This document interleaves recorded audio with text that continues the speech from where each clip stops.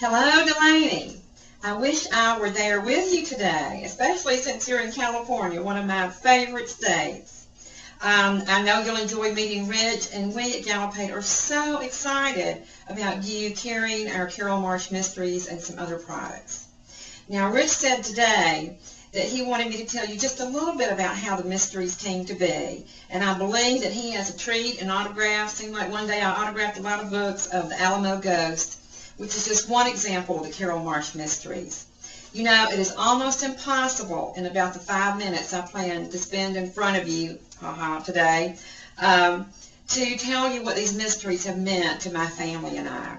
When I wrote the first mystery in 1979, there was actually no way for me to know that this would be a 30-year now adventure of success with mystery books.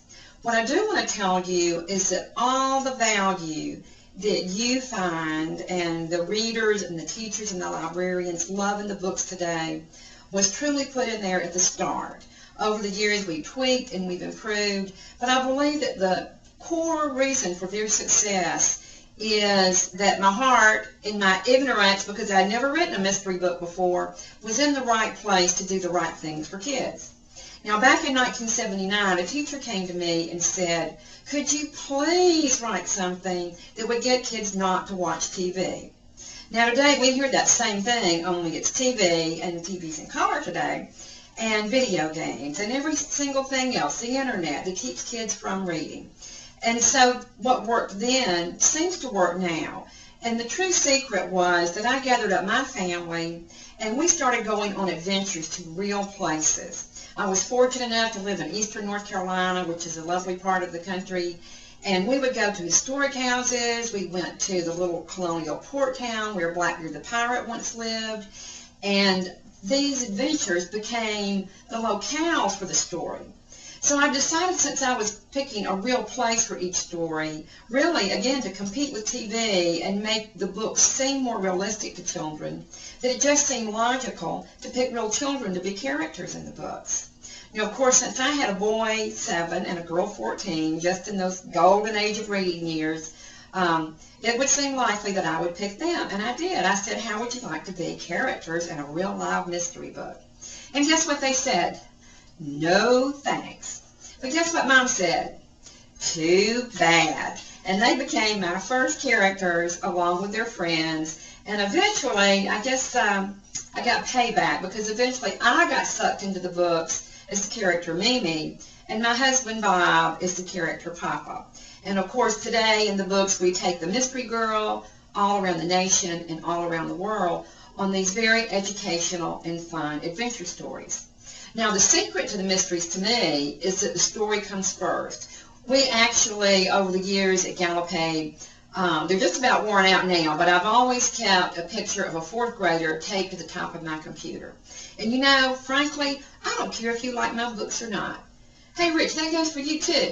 I've told the main book buyer at Barnes & Noble the same thing. If that child does not like this book, we're all in big trouble. So we truly write directly to that child. We give them the adventure.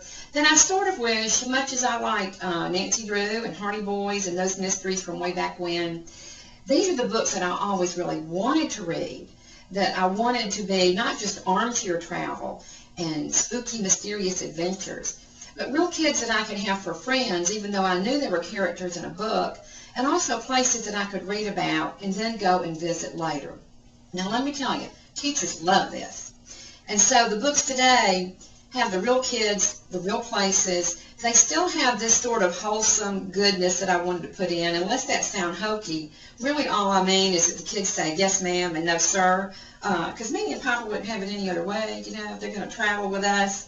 And lots of enriching writing, but again, the plot, the story comes first. Now, one of my favorite things about the books is that when the kids try to guess what is the real part and what did I make up, they always, teachers included, get it backwards.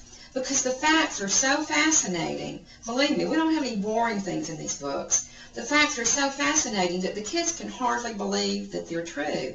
And let me tell you, that turns them on to history and geography and the things that we want them to care about.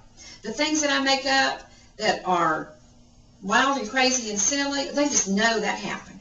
Now, the funny thing is that sometimes the things I make up come true. And I never have been able to figure that out. I think that's just part of the mystery genre. I don't know if Stephen King has the same problem or not. Over the years, teachers have given us additional ideas. It has never, ever been my logic to tell a teacher to do anything. Teachers are too busy. So these books are just perfect little packages of the story, of a glossary. Today our glossaries have 5 SAT words in each book. Unless you think we pick the words to go with the mysteries. I just get a little list of 5 words, and I'm told that they have to go in that mystery, so I have to make it work out. We have what we call wow words. We try to be sure that the mysteries are not trite, and there's definitely literary value, and that the kids learn new and dramatic vocabulary they can use in their writing. We more and more use more iFeast, what we call iFeast graphics, so whether that's photos or graphics, or we'll blow up words in the middle of the book. A little bit of this graphic novel approach that helps catch even reluctant readers. I love to put scavenger hunts in the back of the book. Sometimes the teachers use that where the kids can go back and find the facts or the things they learned about in the book. But often, I can tell you, the favorite field trip is to read the book, take the scavenger hunt, and go to that location and find the things there. And then kids really have a memorable reading experience that they'll remember for the rest of their lives. We do the built-in book club so that the teachers don't have to even think of the questions, have activities, have trivia, just everything we can think of to make the book be a very complete package, so that Carole Marsh might look like a good writer, but we want the teacher to look like the expert in that subject, whether it's the Alamo, Blackbeard the Pirate, the Golden Gate Bridge, and along with the teacher's guides, they really do. And I think that's one of the main feedbacks that we get, is that they are so excited to have something that's dramatic, that's fun, that's real, that every kid can get excited about, and that they don't have to do any work to present. They can read it aloud in class, use the other materials, and, you know, over the years, I've just heard back from so many teachers, so many readers, some of which who grew up to be teachers because they tell me that they enjoyed their reading experience of a Carole Marsh mystery so much. Now that I've had this little brag fest, I'll let Rich tell you the rest of the story, and I do hope to meet you one day, and I sincerely appreciate all that you do out there on behalf of Gallopade and me and our beloved Carole Marsh mysteries. Thank you, and have a great day.